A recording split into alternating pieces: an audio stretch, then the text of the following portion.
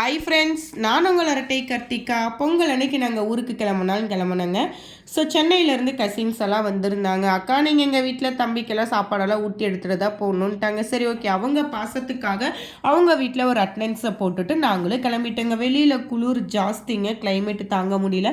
பையனுக்கு சொட்டரெல்லாம் போட்டு அடிச்சு பிடிச்சின்னு சொல்லிட்டு சேலம் மாவட்டம் புசாரிப்பட்டிக்கு வந்துட்டேங்க. இங்கே எங்கள் ஹஸ்பண்டோடைய ஃப்ரெண்டோட வீடு இருந்துச்சு. அங்கே அண்ணா ஃபேமிலிக்கோடு சேர்ந்து நாங்கள் ஜபம் பண்ணாங்க. பையனும் அழகாக கை தட்டி ஜபம் பண்ணிட்டு இருந்தால் பார்க்கவே எனக்கு ஹாப்பியாக இருந்துச்சு. அதுக்கப்புறம் தாத்தா வீட்டுக்கு கிளம்பிட்டுங்க. போகிற வழியில் பச்சை பசேன்னு அழகிய கலர்ஃபுல்லான இந்த பூக்கள் எல்லாம் பார்க்குறப்ப கண்கள் கொடுத்து வச்சுருக்கணுங்க. அதுக்கப்புறம் தாத்தா வீட்டில் விறவெடுப்பு சமையல் தாங்க சமைக்க ஸ்டார்ட் பண்ணிட்டோம். பையனும் அம்மாவும் அத்தையும் சமைச்சு கலப்பாகுவாங்கன்னு சொல்லிட்டு எங்களுக்காக இளநீ அடிக்கிறேன்னு குச்சி எடுத்து மரத்தை தட்டுன்னு தட்டிட்டு இருந்தாங்க. பாப்பாவும் அழகாக போஸ் கொடுத்தாங்க. தாத்தா ஆட்டாங்கல்லில் சாந்த ஆட்டி கொடுத்தாங்க. சாப்பாடெல்லாம் வடித்து கொடுத்தாங்க. முட்டையை வேக வச்சாங்க.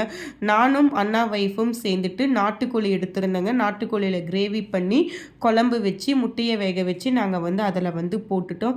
உண்மையாக சொல்ல போனால் விறவெடுப்பு சமைக்கிறாங்க பார்த்தீங்களா, அவங்கெல்லாம் ரொம்ப பெரிய திறமசாலின்னே சொல்லணுங்க. ஸோ எவ்வளோ கஷ்டம் தெரியுமாங்க. ஏதோ போட்டியில் ஜெயித்த மாதிரி நாங்கள் போட்டியில் ஜெயிச்சிட்டோம் அப்படிங்கிற மாதிரி ஒரு பக்கம் குறும்புக்கார பிள்ளைகளை வச்சுக்கிட்டு இந்த நாங்கள் விறவெடுப்பில் சமைச்சிட்டு வெளியில் வரப்ப நாங்கள் எப்படியோ விறவெடுப்பில் சமைச்சு முடிச்சிட்டோம் அப்படிங்கிற மாதிரி அப்படி ஒரு சந்தோஷங்க. எனக்கு மூஞ்செல்லாம் கறி ஆயிடுச்சுங்க, அடுப்பு கறி ஆயிடுச்சு. ரெண்டாவது சமைக்கிறப்ப ஐயோ துணியிலையெல்லாம் நெருப்பு பட்டுருச்சுன்னா என்னடா பண்ணுறதுன்னு பயந்து சமைச்சுங்க. ஸோ ரொம்ப ரிஸ்க் எடுத்து சமைச்சேன்னே சொல்லலாங்க. ஸோ உண்மையாலுமே விறவெடுப்பு சமைக்கிறீங்களா, ஸோ கிரேட்டு தாங்க, ரொம்ப திறமசாலிங்கன்னு தான் நான் சொல்லிக்கிட்டே இருப்பேன். ஸோ உண்மையாலுமே கேஸ் அடுப்பு சமையலுக்கும் விறவெடுப்பு சமையலுக்கும் நிறைய டிஃப்ரெண்ட் இருக்குங்க.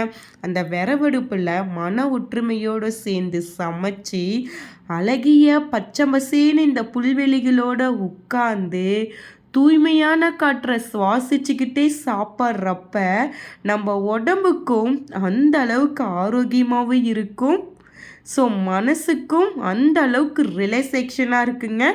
எப்பேற்பட்ட துன்பங்களும் பறந்து போகும். ஸோ ஃப்ரெண்ட்ஸ், உங்கள் சொந்தங்களும் கிராமப்புறங்கள் இருந்தாங்கன்னா இந்த மாதிரி ஃபங்க்ஷன் டைமில் நீங்கள் அவங்க கூட டைம் ஸ்பெண்ட் பண்ணி இந்த மாதிரி சமைச்சு சாப்பிட்டு பாருங்களே, அந்த ஃபீலிங்ஸு சொல்ல வார்த்தைகள் இல்லைங்க. ஆமாம், அந்த அளவுக்கு ஹாப்பி மூமெண்ட்டு தான். ஸோ ஈவினிங் ஆகிடுச்சிங்க. ஸோ எனக்கு ஐயோ கிளம்ப போகிறோமா, இந்த காலேஜ் இந்த பள்ளிக்கூடத்துல எல்லாம் ஃப்ரெண்ட்ஸுங்க பிரிஞ்சு போவோம் இல்லையா, அந்த மாதிரி எனக்கு ஒரு ஃபீலிங்காக இருந்துச்சு. என் பையனும் அத்தை மாமா அக்காலாம் விட்டுட்டு போகிறாங்களேன்னு பச்சை மிளகா கூட சண்டை போட்டுட்டு இருந்தாங்கிங்க. அதுக்கப்புறமேட்டு டைம் போனதே எங்களுக்கு தெரியல.